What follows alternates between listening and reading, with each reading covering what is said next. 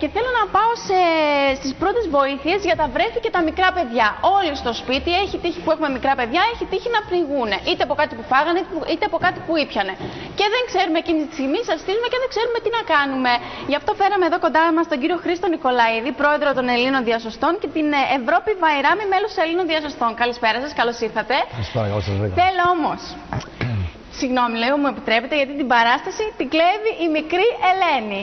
Ελένη, τι κάνεις, τι όμορφο φόρεμα είναι αυτό που φοράς, τι έπαθες, τι κοιτάς, εσύ είσαι εκεί η Ελένη. Ελένη. Λοιπόν, θέλω να αρχίσουμε το θεματάκι μας και μετά θα δείξουμε και να δείξουμε πρώτα στην Ελένη. Ναι. Ωραία, θα δείξουμε πρώτα στην Ελένη. Είναι περίπου ενός χρόνου η Ελένη, αν φάει κάτι. Το μικρό μας το κοριτσάκι. Πώς μπορούμε να καταλάβουμε πρώτον ότι το έφαγε και ποιες είναι οι πρώτες βοήθειες, δηλαδή τι κινήσεις πρέπει να κάνουμε εμείς? Βασικά πρέπει να ξεκαθαρίσουμε λίγο και να πούμε ότι για τις πρώτες βοήθειες μέχρι 1 ετών θεωρούμε ότι είναι βρέφος. Από 1 ετών και πάνω, ανάλογα βέβαια και από τη σωματική του διάπλαση, μέχρι 8 ετών το αντιμετωπίζουμε σαν παιδί. Το κάνω αυτό το διαχωρισμό γιατί αλλιώς αντιμετωπίζουμε στα βρέφη, αλλιώς και στα παιδιά. Ωραία. Λοιπόν, βασικά αν κάτι καταπιεί η Ελένη. Που βλέπουμε ότι κάτι κρατάει στα χέρια, και συνήθως τα μωρά στο δευτερόλεπτο το βάζουν στο στόμα. Βεβαίως. Πρώτα, παρόλο που εδώ. Όσο και αν φανεί αστείο, άμα δούμε ότι το παιδί αρχίζει να μελανιάζει, δεν μπορεί να κλάψει, δεν μπορεί να δείξει, δεν μπορεί να μιλήσει, θα το ρωτήσουμε άμα πνίγεται. Θα το χτυπήσουμε στην ομοπλάτη, θα το κουνήσουμε ελαφρά και θα το ρωτήσουμε, Ελένη, πνίγεσαι? Αν δούμε ότι το παιδί δεν αντιδράει, δεν βύχει, δεν μπορεί να κλάψει, δεν ακούμε το κλάμα του και δεν μπορεί να μας μιλήσει, γιατί από ό,τι άκουσα η Ελενίτσα μιλάει και τα λέει και πολύ καλά, άρα καταλαβαίνουμε ότι υπάρχει πρόβλημα και το παιδί πνίγεται και έχουμε θέμα πνιγμονής. Σε περίπτωση όμως που δούμε ότι καταλάβουμε ότι έχει πρόβλημα, τι κίνηση πρέπει να κάνω εγώ? Ότι έχει πρόβλημα και το παιδί πνίγεται. Λοιπόν, Ελενίτσα, τώρα θα κάνουμε ένα μικρό παιχνίδι. Εντάξει? Ποιος θα το κάνει? Εγώ. Εσύ. Λοιπόν, το πρώτο πράγμα που θα κάνουμε είναι να δώσουμε... Γιατί, αγάπη μου, είναι το απρόπτατο της ζωντανού. Το καημένο τόσο κόσμο εδώ πέρα τρόμαξε, Ελενίτσα. Έλα, μην τρομάζεις, γιατί, με τον μπαμπά είσαι. Λοιπόν, να δείξουμε πρώτα στο μωράκι και μετά στο βρέφος. Και μετά στο βρέφος, έτσι. Λοιπόν, δεν θα μπορεί να κλάψει. Ωραία, το μωράκι δεν θα μπορέσει να μας μιλήσει. Παρ' όλα αυτά θα κάνουμε πάλι αυτή τη χαζή ερώτηση. Πνίγεσαι? Ναι, αλλά δεν μιλάνε. Δεν πειράζει. Δεν πειράζει. Εμείς θα την κάνουμε. Θα δούμε ότι δεν θα μπορεί να κλάψει. Δεν θα ακούμε κανέναν ήχο. Θα αρχίσει να μελανιάζει, οπότε πρέπει να αντιδράσουμε άμεσα. Και τι πρέπει να κάνουμε? Λοιπόν,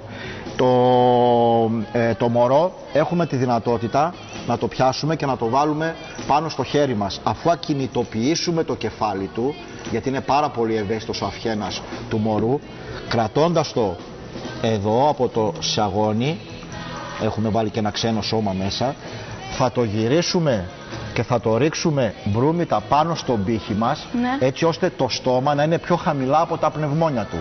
Και θα δώσουμε 5 ελαφρά χτυπήματα ανάμεσα από τις ομοπλάτες. 5 ελαφρά. 2, 3, 4, 5. Θα προσέχουμε την ώρα που κάνουμε το χτύπημα όμως να μην χτυπάμε το κεφάλι του μωρού. Έτσι μιλάμε για ένα πολύ ευαίσθητο. Έτσι, ελαφρά. Πρέπει, ελαφρά όπως είπατε. Ελαφρά, ανάμεσα από τις ομοπλάτες, 5 γιατί στο άγχος μας εκείνη την ώρα δεν καταλαβαίνουμε ούτε από δύναμη ούτε από τίποτα. Έτσι, εντάξει, ο γονιός το καταλαβαίνει. Έχει την αίσθηση και θα μπορέσει να αντιληφθεί πόσο θα πρέπει να χτυπήσει. Και αν δεν βγει? Αν δεν βγει, το ξαναγυρνάμε. Βλέπετε, βγήκε τώρα. Εμείς άμα υποθέσουμε ότι δεν έχει βγει, όπως το κρατούσαμε από εδώ, με το άλλο χέρι, ξανά σταθεροποιώντας τον αυχένα του, θα το γυρίσουμε τώρα ανάσκελα πάνω στον άλλο μας πύχη, έτσι, και στην νοητή γραμμή ανάμεσα από τις δύο θυλές του μωρού, λίγο πιο κάτω, θα κάνουμε 5 θωρακικές οθήσεις.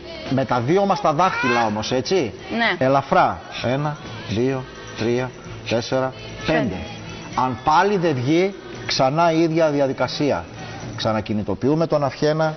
Και σε ποια περίπτωση δεν έπρεπε μέχρι τώρα να έχουμε φωνάξει το 166 ή πρέπει να προσπαθήσουμε? Όχι, μέχρι να βγει? θα προσπαθήσουμε να βγάλουμε το ξένο σώμα. Κατά μεγάλο ποσοστό με αυτές τις κινήσεις που θα κάνουμε θα βγει.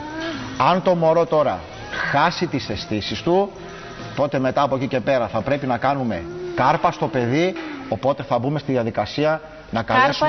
Κάρπα εννοούμε καρδιοπνευμονική αναζωογόνηση. Το φιλί της ζωής, όπως το ξέρετε. Να το πούμε απλά, ναι. Εσείς έτσι πιο απλά. Ωραία. Λοιπόν, σε εκείνη την περίπτωση μετά θα χρειαστεί να καλέσουμε το 166. Εντάξει, αυτό βέβαια θα το πούμε σε κάποια άλλη ενότητα, κάποια άλλη στιγμή. Ελένη, είσαι έτοιμη να παίξουμε το παιχνίδι μαζί με τον μπαμπά? Έλα να παίξουμε το παιχνίδι. Για να δείξουμε τώρα και σε ένα παιδάκι που είναι μεγαλύτερο σε ηλικία. Και σε ένα παιδάκι που είναι μεγαλύτερο σε ηλικία. Λοιπόν, ρίχνουμε το παιδάκι πάνω στο χέρι μας. Όπα, για να δούμε. Το κάνει ο μπαμπάς. Όχι, ας πατήσει το παιδάκι εδώ. Το ρίχνεις πάνω στο χέρι σου. Παιχνίδι παίζουμε, μην φοβάσαι. Παιχνίδι. Δεν θέλει. Λοιπόν, θα το δείξω. Μπορούμε να το δείξουμε σε ένα μεγαλύτερο? Ναι, μπορούμε να το δείξουμε σε ένα μεγαλύτερο. Α, ωραία, για να το δείξουμε. Εντάξει, λοιπόν.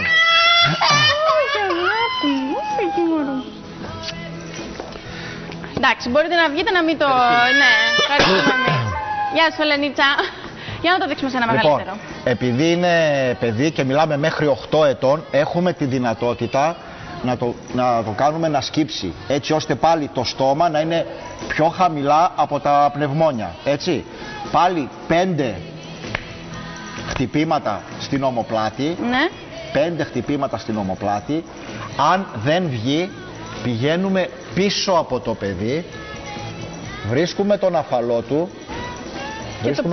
λίγο πάνω από τον αφαλό, κάνουμε γροθιά το χέρι μας, κάνουμε γροθιά το ένα μας το χέρι, το βάζουμε λίγο πάνω από τον αφαλό και αρκετά κάτω από το στέρνο, εντάξει, το αγκαλιάζουμε με το άλλο μας το χέρι και κάνουμε 5 κοιλιακές οθήσεις προς τα μέσα και προς τα πάνω. Δεν το κάνω και θα σας εξηγήσω το λόγο γιατί. Δεν κάνουμε δηλαδή αυτό που τους χτυπάμε και ανεβαίνουν προς τα πάνω, έτσι πηδάνε? Κάνουμε αυτή την κίνηση. Αυτή την κίνηση κάνουμε, αυτή ακριβώς την κίνηση.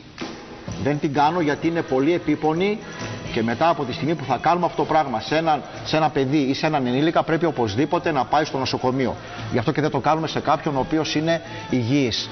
Και αυτό θέλω να σας πω, να σας ρωτήσω για κάτι άλλο. Και αυτό που πνιγόμαστε όλοι και ενήλικες που το κάνουμε και μας χτυπάνε στην πλάτη. Ναι. Είναι σωστό ή λάθος? Δεν πνιγόμαστε. Όταν κάποιος βύχει, να δούμε πώς αντιλαμβανόμαστε σε ένα παιδί ότι έχει πάθει πνιγμονή, έτσι. Όταν ένα παιδί ή ένας ενήλικας συνήθως όταν πνίγεται σταυρώνει τα χέρια του στο λαιμό. Δεν μπορεί πάλι να κλάψει. Αυτά βέβαια είναι ένα μεγάλο θέμα, πρέπει να το πούμε. Απλά θέλω να σας πω, πρέπει να το χτυπάμε από πίσω ή όχι? Όταν κάποιος βύχει ή μπορεί να μας μιλήσει, απαγορεύεται να το χτυπήσουμε στην πλάτη. Ωραία. Απαγορεύεται. Κύριε Χρήστο Ευρώπη, σε ευχαριστούμε πάρα πολύ. Θα τα ξαναπούμε σε μια άλλη εκπομπή. Έχουμε πάρα πολλά να πούμε. Βεβαίως. Να είστε καλά.